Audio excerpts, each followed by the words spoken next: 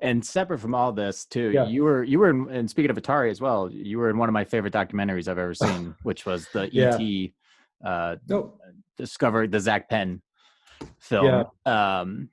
And I mean, I love that documentary. I'm going to kind of mention it in the show as something to go check out.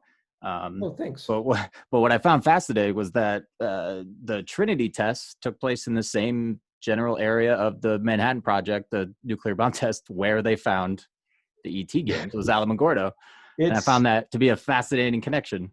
yeah, it's, when I started that research, I started that research early, and I was going out looking at microfiche, looking at local newspapers. I was on a local country western radio show because I took an ad out.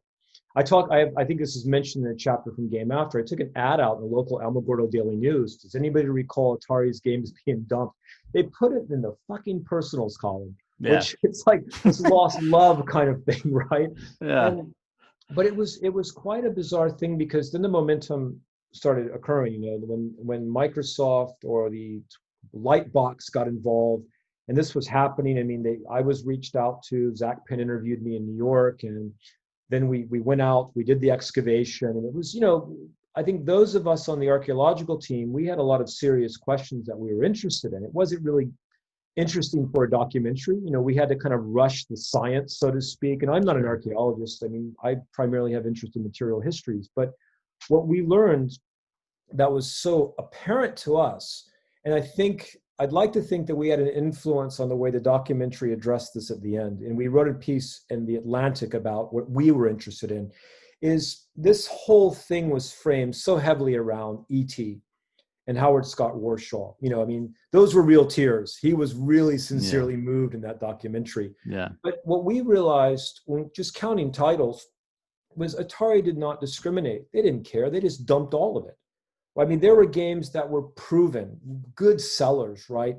So you'd have the likes of Combat that was in circulation from 77 up until 82, right? These games were being made, long production runs, Centipede, Miss Pac-Man. And then here's ET as well. But the sense of trying to establish a narrative of sentimentality that people could really feel moved on, I feel it kind of overlooks some of the economic history that I thought was quite fascinating. But, it doesn't sell documentaries, I guess, in the same Right. way. But, Yeah. that was Finding one of the, quote unquote, the worst game ever made in a dump in the middle of Alamogordo, New Mexico. And not to mention a game that has bugs and flaws of falling into a pit. Right. That's buried. And I thought, this is too good to be true. And I got flamed, man, because when I was being interviewed, Zach was kind of pushing me, prodding me a little bit. And I made this comment about, I'd rather play E.T. than any Call of Duty. I paused to say, I would rather play a game about love and sentimentality than U.S. imperialism. That part got cut. Right. I thought, well, and then when that came out, it's like, oh my God, man, these like boys are so sensitive of their toys, man. Yeah, you are the enemy now. Yeah, definitely. But then I got championed by, like, I guess, independent alternative gamers for that. So there was something good about it. But yeah, it's that it was an interesting experience. I've talked a lot about what happened after that in my own research, because what was striking, Ben, was that when the games went on auction, for any kind of scientific research through archaeology, you're basically distributing our sample. We can never work with those materials again, because now they're in the hands of private collectors. I made a point from day one that museums must get some of this stuff for purposes of posterity and to kind of, put it into a context that might make sense in the future, right? And it's just a shame, because the archaeologists, we had to start watching and documenting the eBay sales.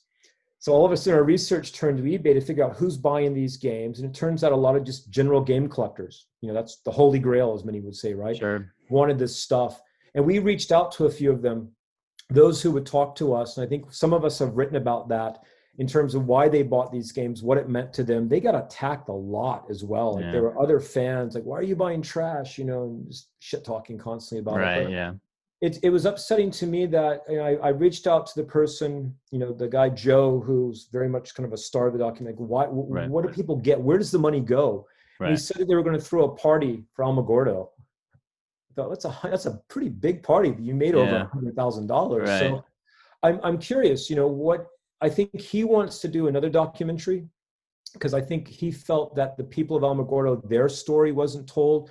And there is some fascinating stuff about that, kids going in and grabbing this stuff. And I interviewed one person for my book Game After about this, and they had some really interesting stories to talk about. But Yeah.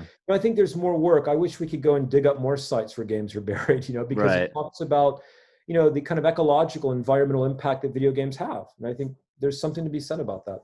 Yeah, no doubt about it. Well, I mean, thank you for your time, Oh, truly. happy.